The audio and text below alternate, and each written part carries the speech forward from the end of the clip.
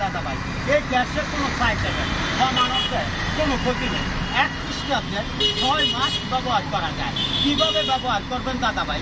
এটির মুক্তি তুলে অথবা কেটে আপনার ঘরের শান্তি আলমারি ফ্রিজের উপরে রেখে দিবেন অথবা খাটের নিচে রেখে দিবেন।